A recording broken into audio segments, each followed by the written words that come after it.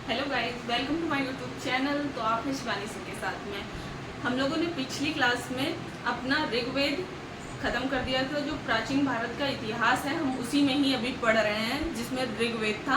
प्रागैतिहासिक काल का मतलब है पाषाण काल।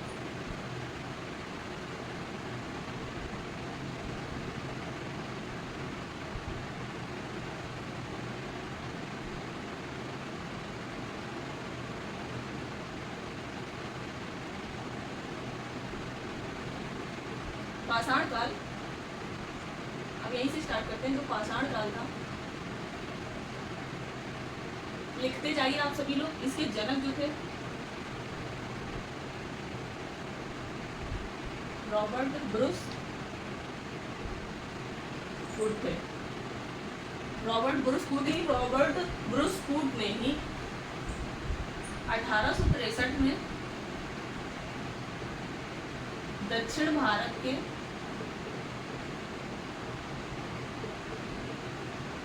वल्लवरम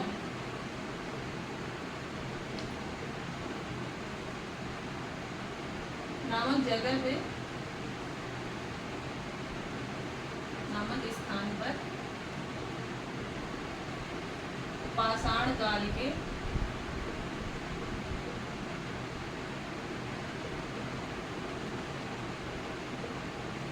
औजारों की खोज की थी। मतलब यही थे जिन्होंने औजारों को खोजा था। रॉबर्ट ब्रूस जो थे तो औजार थे, जो इनके औजार थे वो सभी पाषाण काल में जो भी औजार हुआ करते थे वो सारे पत्थर के थे।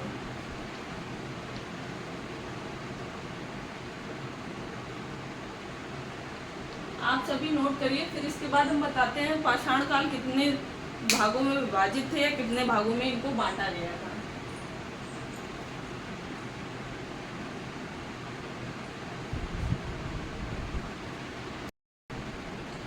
चलिए आगे इसको देखते हैं कि कितने भागों में विभाजित है। पाषाण काल को 3 भागों में विभाजित किया गया था। पहला जो था इसका, पहले तो ये तीन भाग हो गए थे इसके। अपनी भाषा का इस्तेमाल करिए।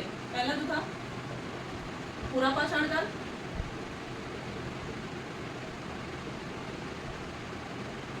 मध्य पाषाण काल,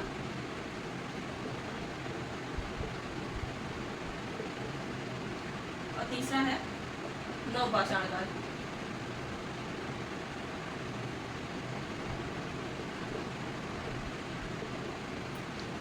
बहुत ही छोटा टॉपिक है पाषाण काल। फिर इसके बाद मैं आप सभी को हड़प्पा सभ्यता के बारे में पढ़ाऊंगी, ठीक है। चलिए अब यहाँ से नई हेडिंग डालिए, पूरा पाषाण काल। पहला टॉपिक है पूरा पाषाण काल।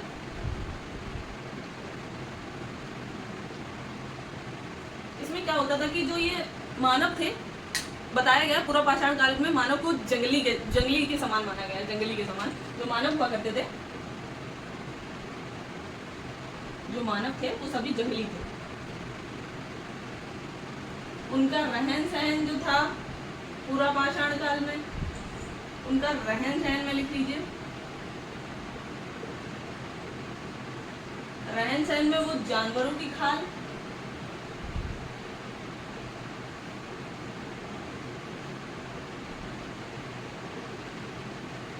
पेड़ पौधों की छाल,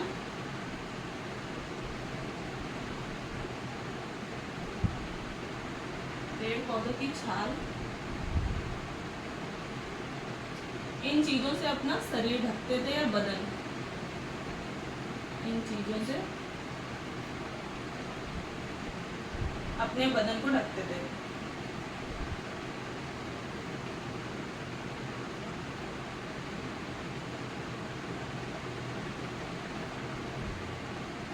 मतलब उसमें इन्होंने, मतलब पूरा पाषाण काल में जंगली के समान था। उन्हें ज्ञान ही नहीं था कि कृषि क्या चीज है और जो पशुपालन है वो क्या चीज है। चलिए आगे, इसके आगे लिखते हैं। अभी पूरा पाषाण काल में ही बता रही हूँ तो उसी को नोट करते रहिएगा। मतलब पूरा पाषाण काल में जो मानव था उसे कृषि,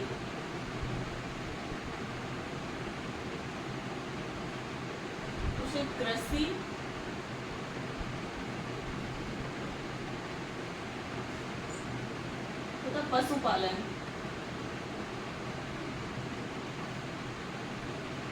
का ज्ञान ही नहीं था।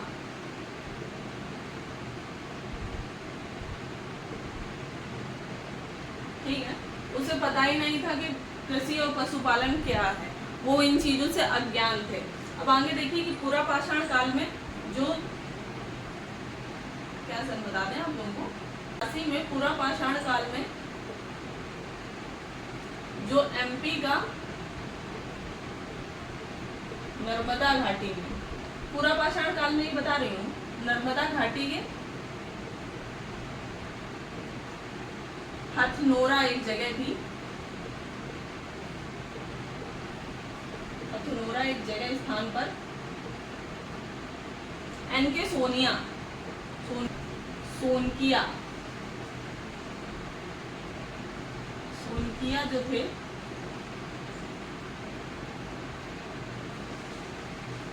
सोनिया ने जो मानव जीवाश्म थे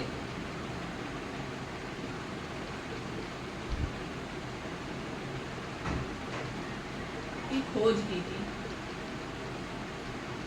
मानव जीवाश्म से मतलब है कि मानव की जो खोपड़ी, स्कैल्प की बात कर रहे हैं, जो उसकी खोपड़ी थी उसके अवशेष मिले थे। तो एनके सोनकिया को ये माना गया कि उन्होंने इसकी खोज की थी कि मानव जीवाश्म भी हैं, यानी कि उनकी खोपड़ियां भी हैं। यहाँ से हमारा ये पाषाण काल में पहला पूरा पाषाण काल यहीं खत्म होता है। आप लोग नोट कर लीजिए। इसके आगे पढ़ाते हैं मध्य पाषाण काल।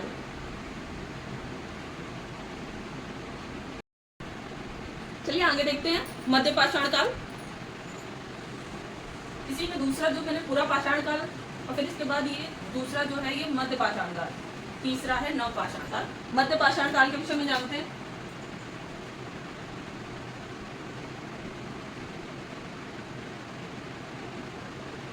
मध्य पाषाण काल, इसमें भी मानव जो था वो जंगली ही था, मतलब उसका कुछ भी थोड़ा मानव जंगली ही था। इसमें भी इसे कृषि का ज्ञान नहीं था।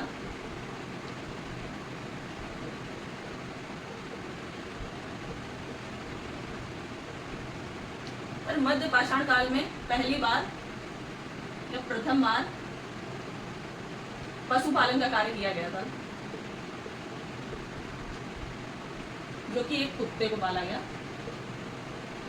ठीक है, मध्य पाषाण काल के जो औजार हुआ करते थे, ये इम्पोर्टेंट है, ये क्वेश्चन आ सकता है कि माइक्रोलिथ किसे कहते हैं। इसमें जो औजार हैं वो छोटे हुआ करते थे।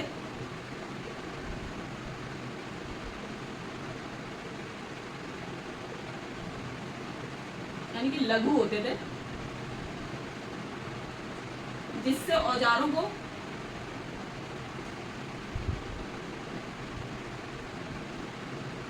जो मध्य पाषाण काल है उनके औजारों को माइक्रोलिथ कहा गया।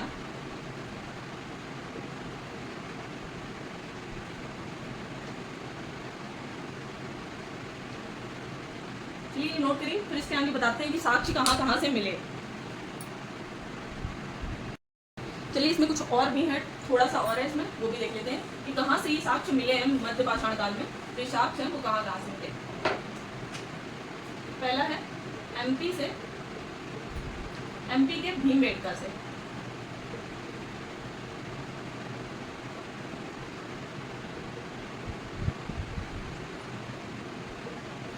चित्रकला के साक्ष्य मिले।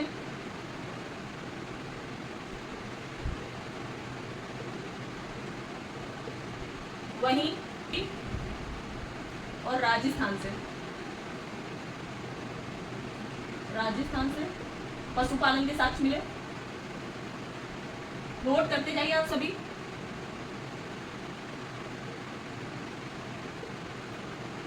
और जो प्रतापगढ़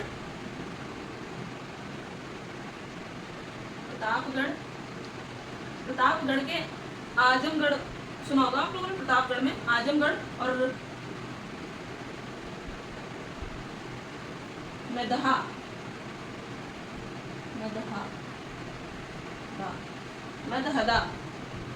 मदहदा से।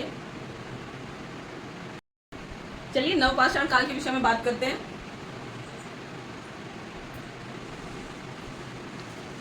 नवपाषाण काल, नवपाषाण काल में जो मानव था उसे कृषि के बारे में जानकारी हो चुकी थी, वो कृषि कार्य करने लगा था, उसने आरंभ कर दिया था कृषि कार्य को। मोटा मोटा पढ़िए, नवपाषाण काल,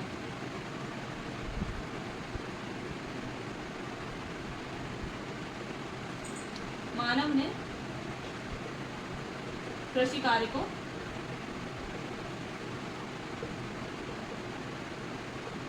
आरंभ कर दिया था।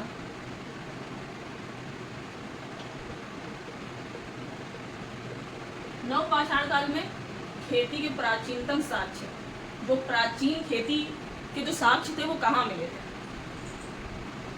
तो हेडिंग है, ऐसे ना लिख के हेडिंग के लिए लिख लीजिए खेती के प्राचीनतम साक्ष्य।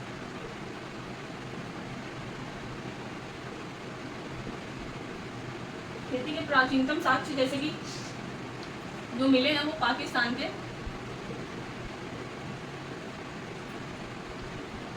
मेहरगढ़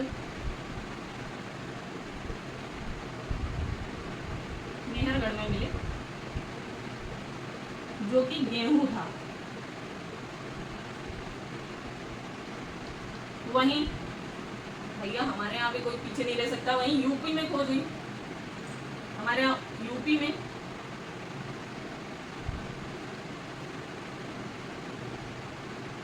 प्राचीनतम खेती के साक्ष्य।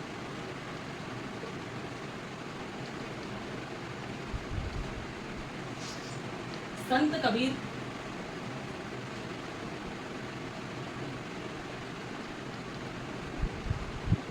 के जिला लहुरा देव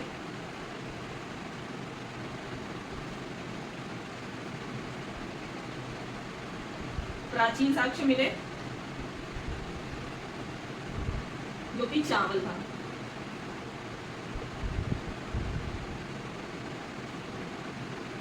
मतलब हमारे यहाँ नई तरीके दोबारा खोज हुई, नवीनतम खोज हुई, वहां पता चला कि संत कबीर नगर के जिला लहुरा देव में प्राचीन साक्ष्य मिले जो कि चावल।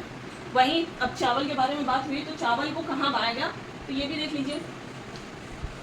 जो चावल था वो इलाहाबाद के कोल्डी हवा में पहला चावल मिला।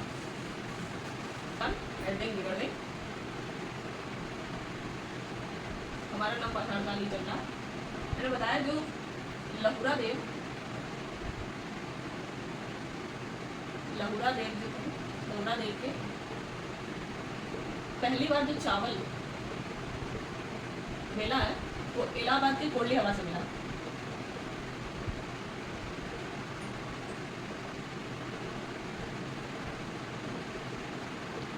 हवा से मिला। ये वही नवपाषाण काल है जिसमें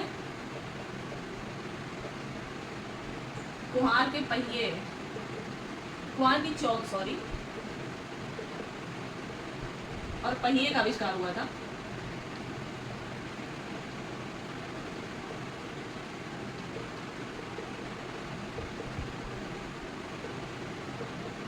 ठीक है ना।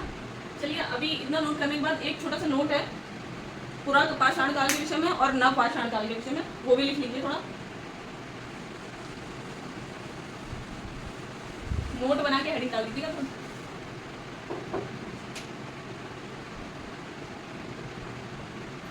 जो पुरापाषाण काल है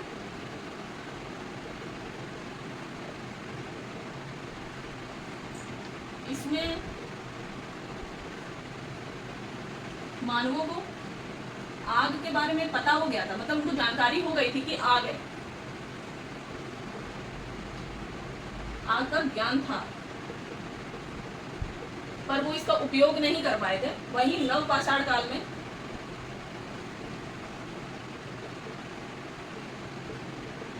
मानवों ने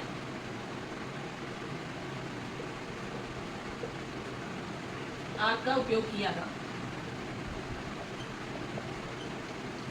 ये तो मोटी मोटी बात है, आप लोग आग के विषय में देखा होगा कि पुरापाषाण काल में आग का ज्ञान होते हुए भी मानव इस्तेमाल नहीं कर पाए थे, क्या उसका उपयोग है, कैसे किया जाएगा उन्हें नहीं पता था। फिर नवपाषाण काल में उन्हें पता चला कि कैसे आग का यूज किया जाएगा। चलिए अब आगे हेडिंग डालिए, ताम्रपाषाण काल। ताम्रपाषाण काल क्या है? मध्य पाषाण काल पढ़ते हैं, अलग से पढ़ा रही हूँ, इम्पोर्टेंट है, थोड़ा सा पढ़ लीजिए, इसमें कुछ जाएगा नहीं, एक दो क्वेश्चन भर जाएंगे। ताम्र पाषाण काल, इसमें जो मानव था पत्थरों के औजारों के साथ तांबे के औजारों का भी इस्तेमाल करने लगा था।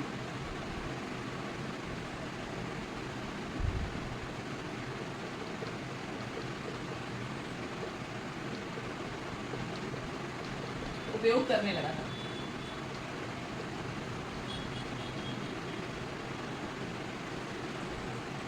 मध्य प्रदेश के गुंगेरिया जगह से या नामक स्थान से 424 तांबे के औजार मिले थे। औजार किस साक्ष्य मिले थे? पहला तो एक चीज देख लीजिए कि जो पूरा पाषाण काल है इसमें मध्य प्रदेश एमपी से बहुत सारे क्वेश्चन आए हुए हैं। अगर आपसे कहीं पे पूछा जाए कि इसके साक्ष्य कहाँ मिले, ऑप्शन में एमपी होता है तो आप एमपी को टिक करिएगा, ठीक है। वही एमपी के नबदा टोला से, यही ताम्र पाषाण काल की बात कर रहे हैं, नबदा टोला से अनाज के साक्ष्य मिले थे।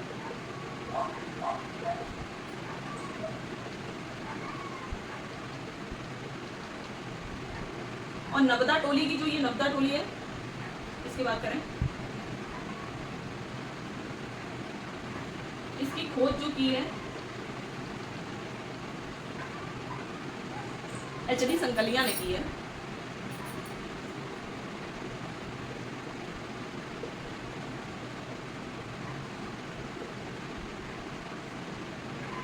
ये ताम्र पाषाण काल के बारे में थोड़ी जानकारी थी। और थोड़ा ताम्र पाषाण काल से जो रिलेटेड चीजें हैं, थोड़े बहुत मतलब कुछ चीजें बताई गई हैं, जैसे कि संस्कृति जोड़ी गई है काफी सारी ताम्र पाषाण काल में, काफी सारी है, 4 से 5 है, उनको आप और देख लीजिए। चलिए आगे ताम्र पाषाण काल से जुड़ी हुई कुछ संस्कृतियों के बारे में भी देख लेते हैं। इन संस्कृतियों में ही विकास हुआ था, ठीक है, बाकी देख लीजिए।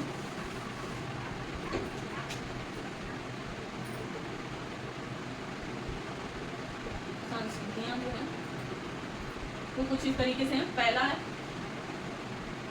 आहार या बना संस्कृति।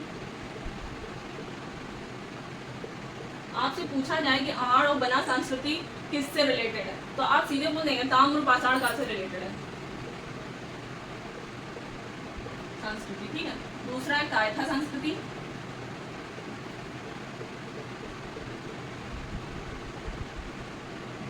तीसरा है मालवा संस्कृति। जॉर्वे संस्कृति।